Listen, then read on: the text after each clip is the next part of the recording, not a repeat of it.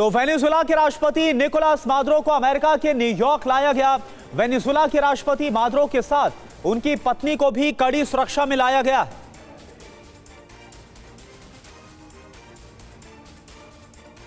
New York के Stewart international airport पर अमेरिकी जहाज के उतरते ही गहमागहमी बढ़ गई।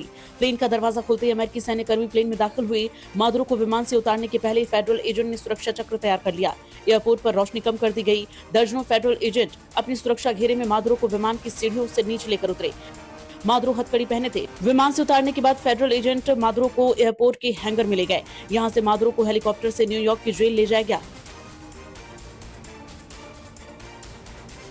अमेरिका ने वेनेजुएला की राजधानी काराकास और आसपास के इलाकों में भीषण स्ट्राइक की और इस हमले में करीब 40 लोग मारे गए। अमेरिका ने वेनेजुएला में राष्ट्रपति निकोलस मादुरो के खिलाफ कार्रवाई करते हुए आधी रात को काराकास में बारूदी बौछार। ऑपरेशन एब्सोल्यूट रिजॉल्व के तहत अमेरिका की नेवी, ग्राउंड फोर्स और एयरफोर्स ने वेनेजुएला में सबसे बड़ा मिलिट्री ऑपरेशन चलाया। अमेरिकी सेना ने महज 59 मिनट में वेनेजुएला में ऑपरेशन को पूरा कर निकोलस मादुरो और उनकी पत्नी को गिरफ्तार कर लिया। वेनेजुएला के एक सीनियर अधिकारी के मुताबिक वेनेजुएला पर हुए अमेरिकी हमले में करीब 40 लोग मारे गए हैं। इनमें मिलिट्री समेत आम नागरिक शामिल थे। वेनेजुएला में अमेरिका ने 150 लड़ाकू विमानों से कार्रवाई की है। ऑपरेशन पूरा होने के बाद ट्रंप ने मादुरो की तस्वीर को भी जारी किया। भारतीय समय के मुताबिक सुबह करीब 11:30 बजे अमेरिका ने वेनेजुएला में ऑपरेशन एब्सोल्यूट रिजॉल्व शुरू किया। अमेरिका ने मादुरो को पकड़ने के लिए ऑपरेशन में 150 से अधिक लड़ाकू विमान वेनेजुएला भेजे। अमेरिकी विमानों ने वेनेजुएला की राजधानी में सरकारी इमारतों, मिलिट्री ठिकाने, एयरबेस और नेवल पोर्ट पर भीषण बमबारी की। ऑपरेशन को अंजाम देने के बाद मादुरो को गिरफ्तार कर लिया गया। इसके बाद राष्ट्रपति ट्रंप ने सोशल मीडिया पर मादुरो की हथकड़ी पहने एक तस्वीर जारी की है। उनकी आंखों पर काली पट्टी बंधी है और कान में हेडफोन लगे हैं। वेनेजुएला में अमेरिका जब सैन्य कार्रवाई कर रहा था उस समय राष्ट्रपति ट्रंप पूरी कार्रवाई को लाइव देख रहे थे। जब अमेरिकी फोर्सेस ने मादुरो को पकड़ा तब ट्रंप सब लाइव देख रहे थे। ट्रंप ने कहा कि ये उन्हें एक टीवी शो जैसा लगा।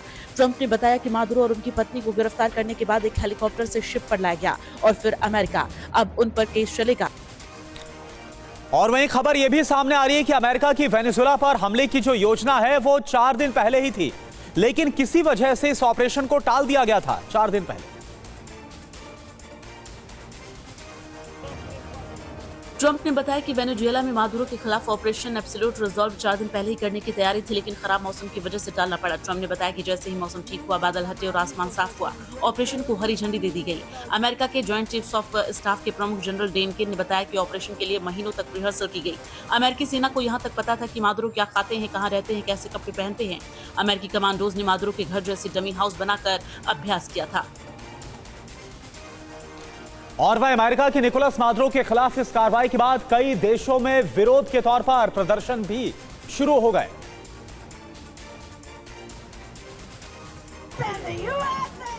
वेनेजुएला में राष्ट्रपति निकोलस के खिलाफ सैन्य कार्रवाई का अमेरिका में भी विरोध होने लगा है। वाशिंगटन डीसी में विरोध जताने के लिए लोग व्हाइट हाउस के बाहर पहुंच गए। अमेरिकी राष्ट्रपति ट्रंप और अमेरिका के खिलाफ नारेबाजी की। प्रदर्शनकारियों ने ट्रंप और अमेरिका को दुनिया के लिए सबसे बड़ा खतरा बताया। वेनेजुएला पर अमेरिकी सैन्य कार्रवाई का जर्मनी में भी विरोध हुआ।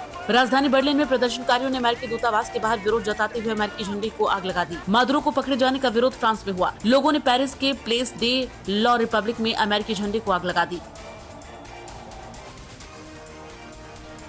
और वहीं अब अमेरिका ने वेनेजुएला पर कब्जा कर लिया है और खुद डोनाल्ड ट्रंप ने कहा है कि जब तक यहां पर नया शासन व्यवस्था लागू नहीं होती है तब तक अमेरिका ही अब वेनेजुएला को चलाएगा। डोनाल्ड ट्रंप ने वेनेजुएला पर अमेरिकी सैन्य कार्रवाई की जानकारी देते हुए स्पष्ट किया कि जब तक वेनेजुएला में हालात पूरी तरह से ठीक नहीं हो जाते और सत्ता का सही तरीके से बदलाव नहीं हो जाता तब तक अमेरिका अपने हाथ में वेनेजुएला की जिम्मेदारी रखेगा। ट्रंप ने कहा कि अमेरिकी तेल कंपनियां भी देश में आएंगी जो देश के लिए पैसे कमाना शुरू करेंगी। हालांकि ट्रंप ने बताया कि वेनेजुएला का अगला नेता कौन होगा। ट्रंप का कहना था कि वो नहीं चाहते कि मादुरो सरकार किसी दूसरे नेता के जरिए दोबारा सत्ता में बनी रहे। और वहीं निकोलस मादुरो की गिरफ्तारी के बाद अब निकोलस मादुरो और उनकी पत्नी पर न्यूयॉर्क की अदालत में ही केस चलेगा। दरअसल साल 2020 में ही नार्को टेररिज्म का जो आरोप है वो निकोलस मादुरो के खिलाफ तय किया गया था।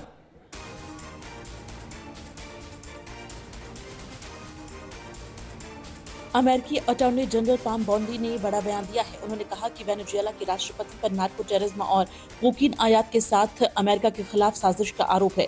मादुरो पर मार्च 2020 में न्यूयॉर्क के दक्षिणी जिले के नार्को टेररिज्म के आरोप तय किए गए थे।